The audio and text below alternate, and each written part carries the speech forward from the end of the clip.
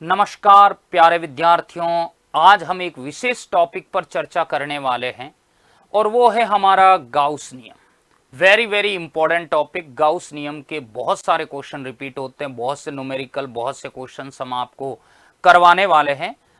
तो चलिए, गाउस नियम क्या कहता है। देखिए, गाउस नियम अगर मैं कहूं तो गाउस नियम किसी भी क्लोज सरफेस के रिगार्डिंग उस क्लोज सरफेस से कितना फ्लक्स पास हो रहा है, उस फ्लक्स और उस बंद पृष्ठ के अंदर क्लोज सरफेस में कितना चार्ज इनक्लोज्ड है, मतलब उपस्थित है, तो समस्त आवेश, होल चार्ज और फ्लक्स के बीच में मैथमेटिकल रिलेशन देता है। तो अल्टीमेटली गाउस नियम जो है वो हमारे, हम कहेंगे, इलेक्ट्रिक फ्लक्स को रिलेट करता है। और जब वो कैलकुलेट हो जाता है तो हम विद्युत क्षेत्र की तीव्रता, इलेक्ट्रिक फील्ड इंटेंसिटी भी आराम से इसके अनुप्रयोगों के माध्यम से कैलकुलेट कर सकते हैं। तो सबसे पहला मैं कहूंगा कि गाउस नियम को समझने के लिए हम इस एग्जाम्पल के ऊपर बात करते हैं। गाउस नियम क्या कहता है? गाउस नियम कह रहा है कि किसी भी बंद पृष्ठ से निर्गत होने वाला फ्लक्स, यानी मैं कहूंगा the total flux pass from any closed surface that may be defined as the, मैं कहूंगा total charge enclosed by closed surface, यानी मैं कहूंगा किसी भी बंद पृष्ठ में समाहित कुल आवेश, किसी बंद पृष्ठ में समाहित कुल आवेश, और डिवाइड में मैं कहूंगा निर्वात की विद्युतशीलता, यानी परमिटिविटी ऑफ फ्री स्पेस। नहीं आया, निर्वात की विद्युतशीलता, मैं इसे यूं भी लिख सकता हूं, phi is equal to sigma Q by epsilon naught, और सिग्मा क्यू को मैं यहां पर कहूंगा कितना हो जाएगा। देखिए, आप इसको, सिग्मा क्यू का मतलब है यहां पे जितना भी चार्ज उस क्लोज सरफेस में अवेलेबल है उसका एल्जेब्रिक सम हमें करना है। लेट्स सी, एक छोटा सा फॉर्मेट मैंने लिया है। जैसे ये एक बंद पृष्ठ मैंने लिया, कितना चार्ज है देखिए, Q, 2Q, 3Q minus 2Q, इसका सम करो। अगर आप इसका सम कर रहे हो तो देखिए plus Q plus 2Q plus 3Q minus 2Q is equal to, देखिए 2Q से 2Q कैंसिल हो गया, 3Q हो गया 4Q, 3Q plus Q 4Q। ये मैंने इस क्लोज सरफेस के लिए फाई निकाला, 4Q बाई एप्सिलॉन नॉट। तो इसी तरह मैं यहां पर कह सकता हूं कि जो पीछे वाला एग्जाम्पल है उसको देखते हुए टोटल चार्ज कितना है, 4Q बाई एप्सिलॉन नॉट। इस प्रकार से मैं किसी बंद पृष्ठ के संबंध में कुल फ्लक्स निकाल सकता हूं, टोटल फ्लक्स निकाल सकता हूं। दूसरी बात यहां पर यह है कि हमने गाउस नियम का ये जो फर्स्ट स्टेटमेंट काम में लिया है, phi is equal to sigma Q by epsilon naught. अगर फाइनली मुझे ये डिवीजन वाला फॉर्मेट काम में नहीं लेना है, मान लीजिए मल्टीप्लीकेशन को काम में लेना है, तो 4 पाई सिग्मा क्यू और 4 पाई से मैंने मल्टीप्लाई किया। आप जानते हैं कि कूलाम कांस्टेंट पिछले वीडियो में मैंने बताया k is equal to 1/4 pi epsilon naught है। तो phi is equal to 4 pi sigma Q, ये बन जाएगा हमारा 1/, ये जो 4 पाई एप्सिलॉन नॉट है ये k बन रहा है, phi is equal to 4 pi k of sigma Q. Any doubt? ये हमारा गाउस लॉ के अकॉर्डिंग फ्लक्स लाने का तरीका है। आप इससे भी फ्लक्स कैलकुलेट कर सकते हैं, आप इससे भी फ्लक्स कैलकुलेट कर सकते हैं। इसके अलावा गाउस नियम को हम इस तरह से भी कैलकुलेट करते हैं। आप जानते हैं कि by the definition of the electric flux हमें फ्लक्स गेन होता है phi is equal to E dot D S.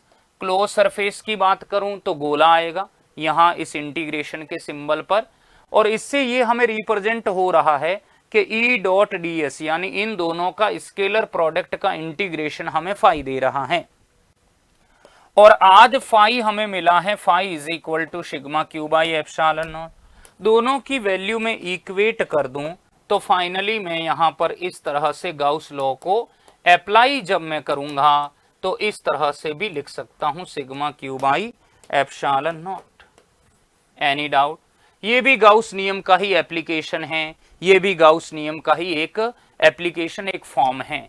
तो गाउस नियम हमने क्लियर कर दिया कि ये वास्तव में किसी भी क्लोज सरफेस के लिए फ्लक्स और टोटल चार्ज कितना है उसके बीच में रिलेशन हमें प्रोवाइड करेगा। कैसे कैसे इसके ऊपर क्वेश्चंस हो सकते हैं, उससे पहले मैं आपको बता दूं कि अगर आपको कभी गाउस नियम का क्वेश्चन कहे और बोल दे कि एक प्लस क्यू चार्ज है, तो प्लस क्यू चार्ज से तो इलेक्ट्रिक फील्ड लाइन बाहर निकलती है, तो ये सारा फ्लक्स बाहर जा रहा है, तो इसको हम कहेंगे निर्गत फ्लक्स। क्या नाम दूंगा? Outward flux. क्या नाम दूंगा बताइए? आउटवर्ड फ्लक्स नाम दूंगा, आउटवर्ड फ्लक्स। इसको मैं रिप्रेजेंट कर रहा हूं फाई आउटपुट से। यहां पर भी देख सकते ये प्लस क्यू है, प्लस क्यू है, दोनों में विद्युत बल रेखाएं बाहर जा रही हैं। अगर यहां मैं माइनस क्यू कंसीडर करूं तो वहां पे बताइए इलेक्ट्रिक फील्ड लाइन एंटर होगी कि नहीं होगी? बिल्कुल होगी, और हम कहेंगे स्पेरिकल विद्युत क्षेत्र बनेगा, तो इसको हम कहेंगे इनवर्ड फ्लक्स। क्या कहूंगा? इसको मैं कहूंगा इनवर्ड फ्लक्स, यानी फाई इनपुट नाम दूंगा। Okay, no doubt. अगर हमें फाई टोटल लाना हो, क्या लाना है? फाई टोटल, तो phi output minus phi input करना है। अब आप कहोगे सर फ्लक्स तो स्केलर है, आप क्यों घटा रहे हो? रीजन ये है कि एक में इलेक्ट्रिक फील्ड लाइन बाहर जा रही तो दूसरे में अंदर आ रही, तो दोनों का जो प्रोपोगेशन है वो अपोजिट है, तो हमें आउटवर्ड और इनवर्ड दोनों फ्लक्स का टोटल लाना है, तो आउटवर्ड में से इनवर्ड घटाना है, माइनस करना है। किस तरह से क्वेश्चन इसके ऊपर आएगा? फॉर एग्जाम्पल जैसे ये कॉन्सेप्ट है, the inward and outward electric flux for the close surface unit newton metre square by coulomb are respectively. देखिए, यस, सावधान हो जाए, अलर्ट हो जाइए। सबसे पहला इनवर्ड फ्लक्स बढ़ा दिया है, आउटवर्ड फ्लक्स हमें कम दिया है, then the total change inside the surface हमसे कहा है।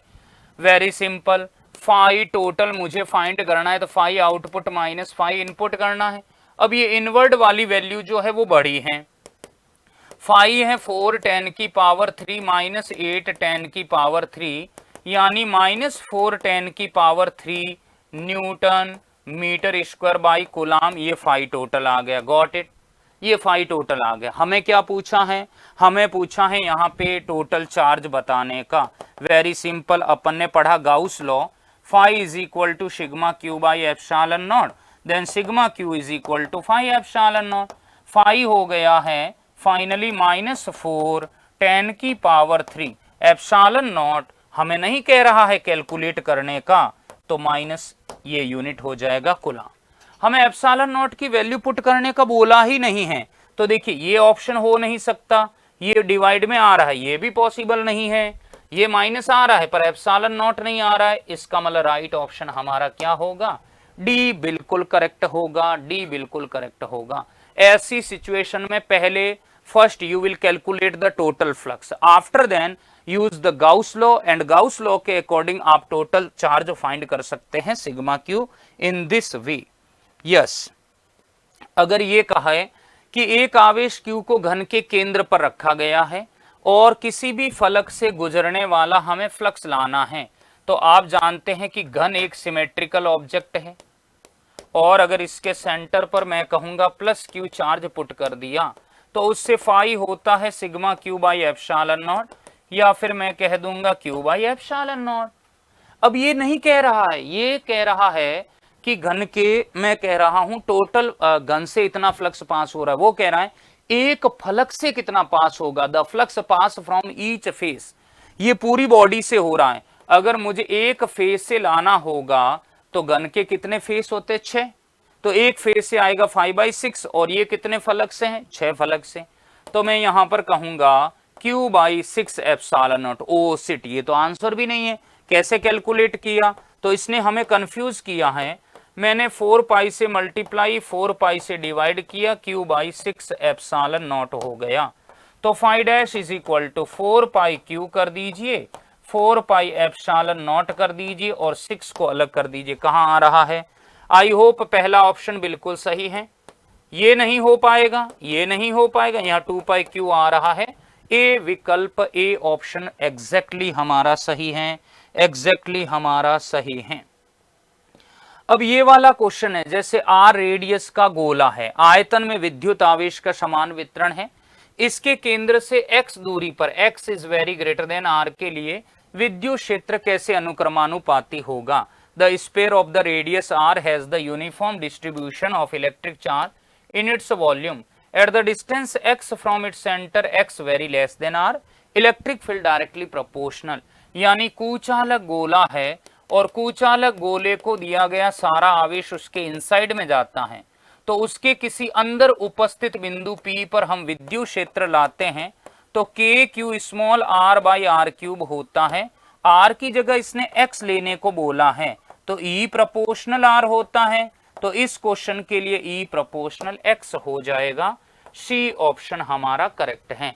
आई होप आपको ये शानदार गाउस लॉ का पॉइंट क्लियर हुआ है और उसके ओरिएंटेड क्वेश्चन भी। ऐसे ही मैं संजीवनी सीरीज में जबरदस्त वीडियो विथ क्वेश्चन के साथ एक्सप्लेन करूंगा।